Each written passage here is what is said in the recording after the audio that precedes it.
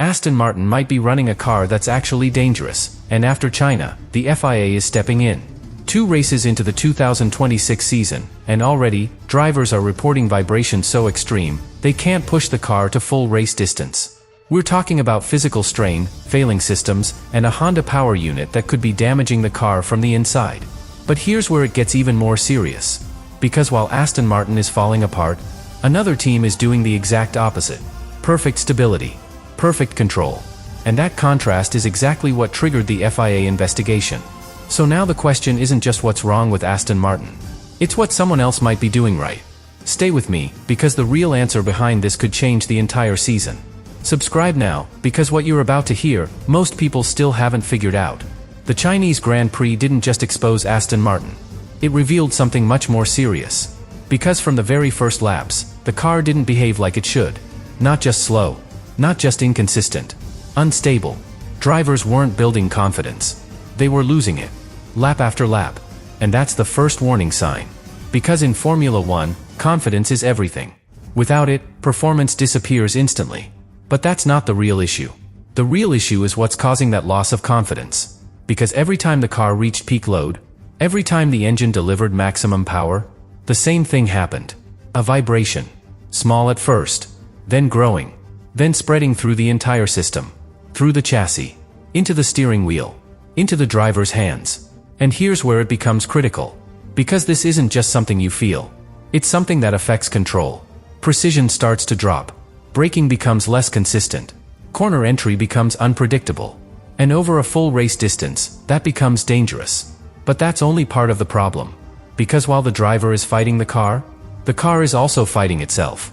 These vibrations are not just external. They are structural. They hit the most sensitive part of the system. The battery. And once the battery is affected, everything else starts to break down. Energy deployment becomes unstable. Power delivery becomes inconsistent. And the entire performance of the car collapses. So Aston Martin is forced into a corner. They reduce power. They limit energy usage. They avoid aggressive modes. And just like that, they lose performance everywhere. On the straights. On corner exit. Across the entire lap. But here's the part most people still don't see. This isn't random. It's repeatable. Same conditions. Same reaction. Again and again. Which means one thing. This problem is built into the system itself. Not a small fault. Not a temporary issue. A structural problem. And that changes everything. Because now, you're not fixing a part. You're questioning the entire design. And that takes time. Time Aston Martin doesn't have. Because while they are trying to survive each session, other teams are pushing forward. Collecting data. Refining performance. Understanding their cars. Aston Martin is doing the opposite. Less running. Less data. Less understanding. And that creates a dangerous cycle. The less they run, the less they learn.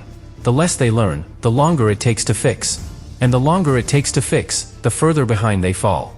But here's where the story shifts. Because Aston Martin is not the only one watching this. Other teams have noticed. Engineers are comparing data.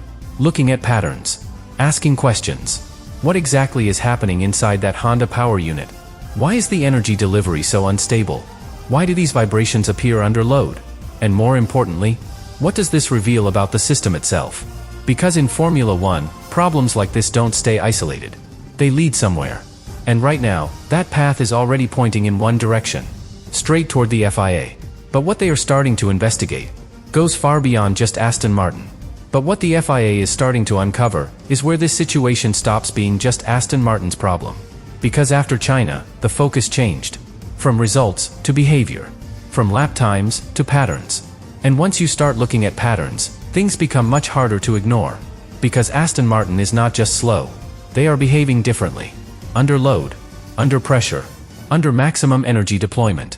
And that's exactly what the FIA is now analyzing. Not just what the engine produces, but how it behaves when everything is pushed to the limit. Because in this new era, that's where the real performance lives. And also, where the biggest risks hide. Now here's where it gets interesting. Because while Aston Martin is showing instability, another team is showing the exact opposite. Mercedes. Smooth. Controlled. Consistent. No visible vibration. No drop in performance at the end of straights. No unpredictable behavior under load. Just clean, repeatable performance. Lap after lap. And that contrast is what triggered deeper questions. Because both are operating under the same regulations, the same energy limits, the same technical framework. So why does one system break down, while the other looks almost perfect? But that's not even the biggest question. The real question is this: are they truly operating under the same conditions? Because in Formula One, how something is measured can change everything. And right now, there is growing attention around how engines behave in real race conditions. Not in controlled testing, not in simulations, but on track, at full temperature, at full load.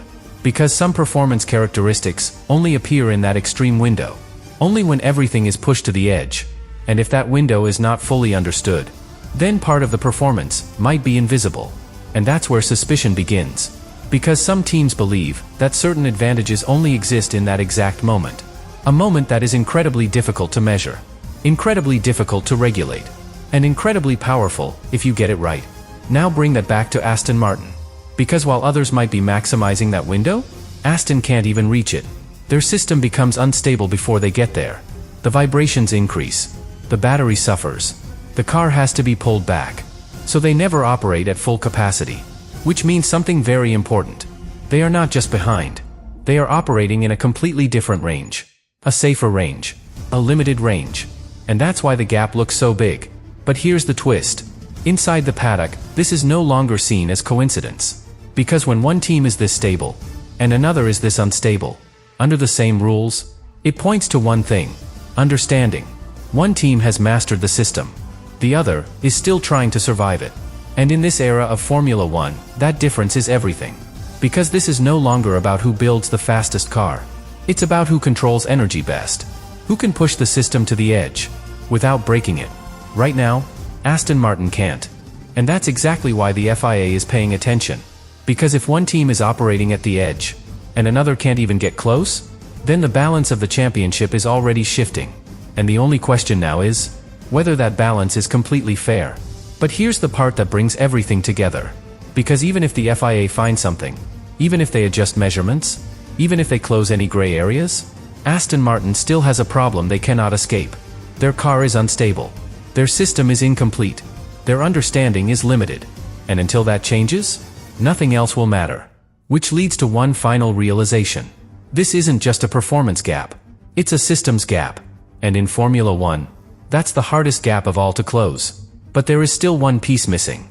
One final detail that explains why this situation is even more dangerous than it looks. And once you see it, you understand this is not just about a bad start. It's something much deeper. And this is where the situation crosses a line. Because up to this point, you could still call it a performance issue. A difficult start. A complex integration problem. But now, it becomes something else. Because when a Formula One car cannot be pushed, when drivers are forced to hold back, when the system reacts unpredictably under load, it stops being just about speed. It becomes a safety concern. And that is exactly what Aston Martin is starting to face. Because these vibrations are not just technical. They are physical. They travel through the steering wheel, through the seat, through the entire body of the driver. Lap after lap, corner after corner. And over time, that builds fatigue, numbness, loss of precision, and in extreme cases, real risk of long-term damage. That is not something teams can ignore. Not something drivers can simply adapt to. And definitely not something the FIA can overlook. Because Formula One has one non-negotiable rule. The car must be safe to drive. At full speed. At full distance. Without compromise. Right now, that standard is being questioned. And that changes everything. Because once safety enters the conversation, the entire situation escalates. This is no longer just about fixing performance. It's about protecting the driver. Which means the FIA cannot wait. They cannot observe from a distance. They have to act. They have to understand exactly what is causing this behavior. Where the vibration originates. How it evolves under load. And whether it is purely a design flaw. Or something linked to how the power unit is operating. Because if there is even a small chance that the system itself is creating unsafe conditions, then intervention becomes inevitable. And that is the pressure Aston Martin is now under. Not just to improve, but to prove. To prove that the car is safe. To prove that the issue is contained. To prove that it can be fixed. And all of that, while the season is already moving forward. But here's where it becomes even more difficult. Because solving this problem is not just about reducing vibration. It's about understanding where it comes from. And that's the hardest part. Because internally, there are multiple possibilities. The engine itself, the way it is mounted, the interaction with the chassis, the way energy is deployed at specific moments. Each one connected, each one influencing the other. A chain reaction. And until they isolate the source, they can't fully solve the problem. They can only manage it, limit it, contain it. And that's exactly what we're seeing right now. A car that is being controlled, instead of unleashed. But that approach has a cost. Because every lap driven below the limit is a lap of lost understanding. Every session cut short is data they don't get back. Every compromise pushes them further behind. And this is where the real danger appears. Not just the vibration, not just the instability, but the long-term effect. Because while Aston Martin is stuck managing a problem, the rest of the grid is moving forward, improving, refining, perfecting. And that creates a gap that grows faster every race. A gap in performance, a gap in data, a gap in understanding. And those gaps are almost impossible to close mid-season. So now everything leads to one final realization. This is not just about whether Aston Martin can fix the car.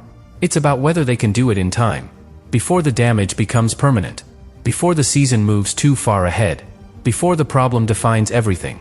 Because if they solve it, there is still a path forward. Difficult, uncertain, but possible. If they don't, then this won't just be remembered as a technical failure. It will be remembered as the moment Aston Martin crossed into something much worse. A situation where performance was no longer the biggest concern. Safety was. And in Formula One, once you reach that point, everything changes.